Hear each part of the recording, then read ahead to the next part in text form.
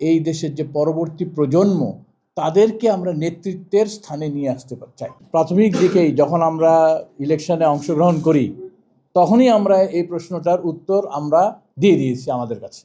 প্রশ্নটা কি ছিল? আমরা একটাও আসন পাবো না, এবং পাবো না এটা স্বাভাবিক। কারণ দুইটা জিনিস আছে। একটা হলো আমাদের মাত্র 36 দিন সময় পেয়েছি আমরা দলকে সংগঠন করার জন্য। এর মধ্যেখানে যে আমরা ইলেকশনে অ্যাটেন্ড করেছি, পার্টিসিপেট করেছি, এইটাই হলো আমাদের সবচেয়ে বড় সাহসের বিষয়। বিকাশ পেমেন্টে 10,000 টাকার বেশি অফার, শপিং চলছে তো। এটা গেল এক।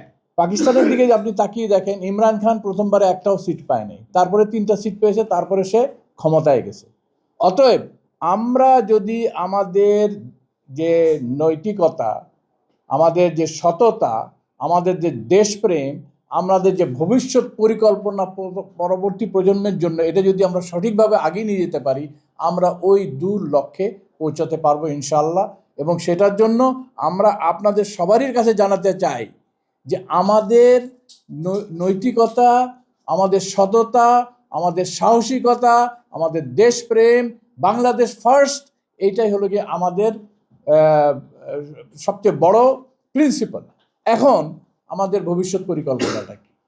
ভবিষ্যৎ পরিকল্পনাটা হলো গিয়ে আমরা এই দেশের যে পরবর্তী প্রজন্ম তাদেরকে আমরা নেতৃত্বের স্থানে নিয়ে আসতে চাই। আমরা দেখেছি আমাদের দেশে আমরা যেহেতু অনেক দিন ধরে কলোনাইজ ছিলাম, আমরা 200 বছর ব্রিটিশদের কলোনি ছিলাম, তারপরে 24 বছর পাকিস্তানে ছিলাম, আর গত 57 বছর ধরে তো আমরা আরেকটা দেশের কলোনিই ছিলাম। তো আমাদের মনের মধ্যে, ভিতরে মাথার মধ্যে একটা গোলামির একটা মেন্টালিটি চলে এসছে। আমরা চাই আমাদের এই প্রজন্ম থেকে এই গোলামির মেন্টালিটি সরিয়ে দিব এবং নেতৃত্বের মেন্টালিটি ঢোকাবো। তার জন্য কি করতে হবে? তার জন্য তাদেরকে কাছে আমাদের দেশকে তাকে ভালোবাসতে হবে। কেমনভাবে ভালোবাসবে? আমরা দেশকে ভালোবাসবো এই কারণে যে এই দেশই তাদেরকে সব কিছু দিবে, তাদেরকে বিদেশে যেতে হবে না। আমাদের দেশের মুক্তি হলো পুরনো বন্দোবস্তকে ডাস্টবিনে ফেলে দেওয়া। পরিষ্কার কথা, পুরনো বন্দোবস্তকে ডাস্টবিনে ফেলে দিতে হবে।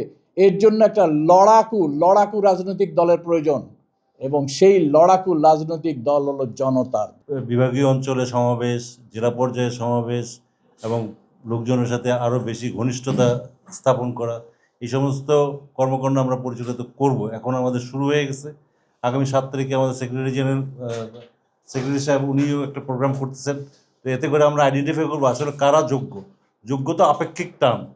আমার কাছে যে যোগ্য সে ওনার কাছে তো যোগ্য না হইতে পারে। তখন আমাদের একটু সামগ্রিকভাবে পার্টির নীতি আদর্শের সাথে সামঞ্জস্য রেখে যে লোকটাকে যোগ্য হবে সে লোককে আমরা অবশ্যই নেব।